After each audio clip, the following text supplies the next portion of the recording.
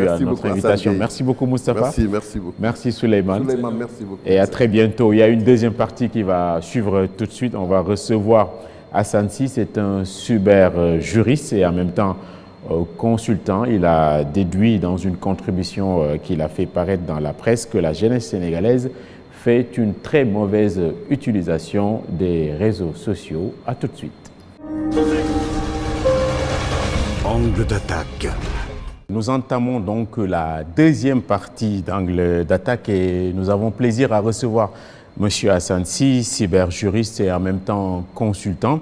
Monsieur Sy vient de publier une remarquable contribution dans la presse sénégalaise intitulée « Jeunesse et Internet quand les réseaux sociaux participent à la dégradation des mœurs ». Alors la question qui vaut la peine d'être posée, c'est est-ce que les réseaux sociaux ont facilité la vie ou l'ont-elles davantage compliqué? La première question, c'est à savoir, c'est quoi un cyberjuriste? C'est un juriste en droit d'éthique, mais puisque l'Internet a évolué, le monde technologique a évolué, on préfère cyberjuriste que juriste en droit d'éthique, mais c'est la même chose. En quoi Internet et les réseaux sociaux participent à dégrader les mœurs ou à dévoyer notre jeunesse? Est-ce qu'on peut avoir ici la réponse? Avant tout, permettez-moi de vous dire que nous sommes dans un monde en perpétuelle évolution technologique et que la question du numérique aujourd'hui a impacté tous les secteurs de la vie. Aujourd'hui, selon le dernier rapport de Digital Global 2019, au Sénégal, sur une population de 16,5 millions d'habitants, 9,75 millions sont actifs sur Internet et 3,50 millions d'entre eux sont actifs sur les réseaux sociaux. Revenir à la question en quoi l'Internet ou bien les réseaux sociaux participent à la dégradation des mœurs au Sénégal, il suffit tout simplement de regarder le contenu qui transite ou bien les contenus qui transitent sur ces plateformes de communication chaque jour. Ce sont des contenus obscènes, ce sont des contenus qui des fois peuvent choquer l'opinion publique. Aujourd'hui, la jeunesse, je dirais, utilise ces réseaux sociaux mais ne comprennent pas véritablement le risque ou bien les dangers qui sont omniprésents sur la toile. Très bien, donc on a au Sénégal et un peu partout ailleurs, Facebook, WhatsApp, Snapchat, etc., etc. Et le dernier réseau social, c'est TikTok.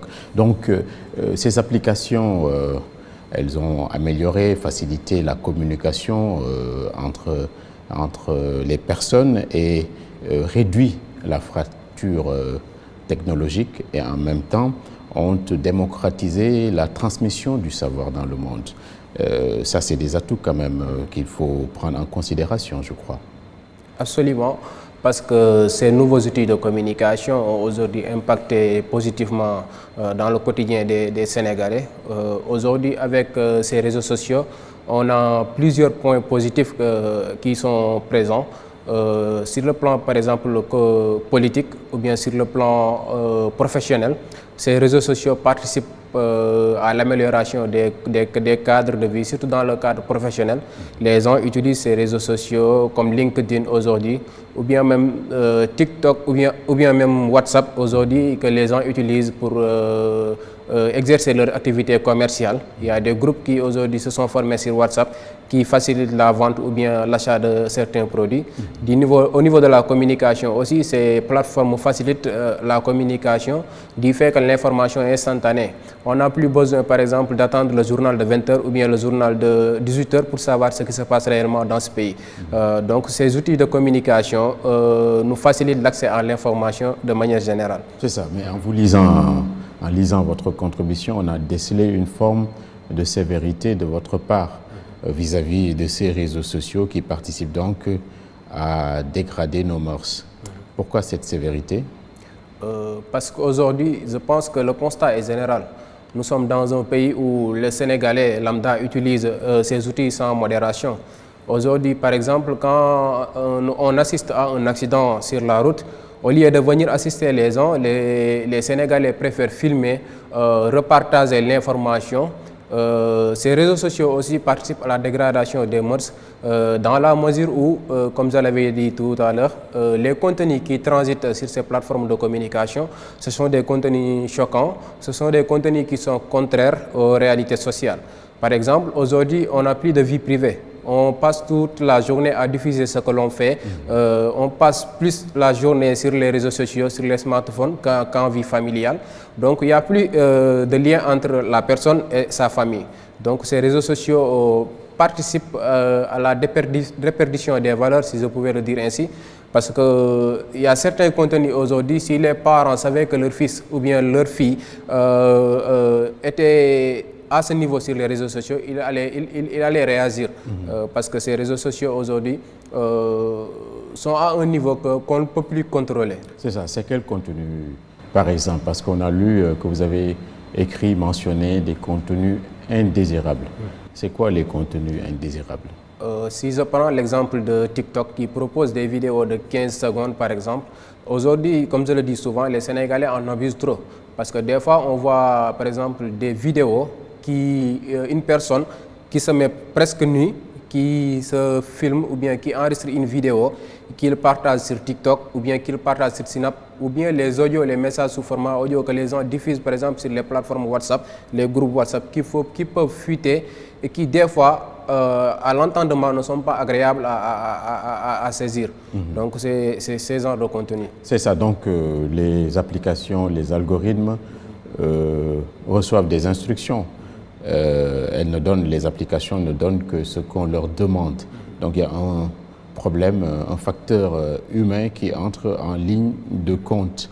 Est-ce que donc c'est pas les gens qui utilisent mal ces réseaux sociaux qu'il faudra indexer? Absolument, je dirais que c'est l'utilisation abusive ou bien l'utilisation sans modération. Parce que vous savez que les réseaux sociaux ont des techniciens derrière qui étudient nos comportements de manière quotidienne.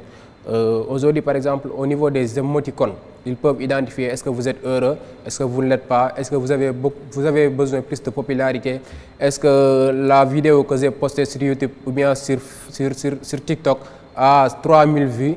Donc, ils savent déjà que ces vidéos nous excitent. Ces vidéos ont un rapport direct avec la mentalité. Parce que quand on a 2000 vues ou bien 3000 vues, on sent déjà qu'on est populaire, qu'on a un niveau assez élevé, alors tel n'est pas le cas. Donc, ils essaient de jouer sur la mentalité des gens pour produire davantage des plateformes de communication. Mais le constat est que ces plateformes aujourd'hui, ils le proposent aux Africains de manière, ou bien ils le proposent aux utilisateurs, mais comme vous l'avez dit tout à l'heure, c'est à l'utilisateur d'identifier le point positif et le point négatif de l'application. C'est ça, donc on leur livre nos données personnelles, toutes les informations nous concernant, c'est-à-dire on donne le bâton avec lequel on se fait battre. Que fait, d'après vous, l'État? Il y a une commission des données personnelles. Vous pensez que son travail est efficace? Concernant la commission des données à caractère personnel, je dirais que c'est une commission qui fait pas mal d'efforts, mais vous savez que financièrement, cette commission n'est pas assez autonome. Et que par exemple, pour ces cas de situation, il fallait mettre les moyens. Il faut que l'État investisse davantage sur la question de la sensibilisation. Il faut que les ministères concernés, c'est-à-dire le ministre de la Jeunesse, le ministre de l'Éducation nationale, la commission des données personnelles, ainsi que toutes les parties prenantes doivent se joindre pour faire cette question une priorité. Mais la commission des données personnelles, malgré ses faibles moyens, est en train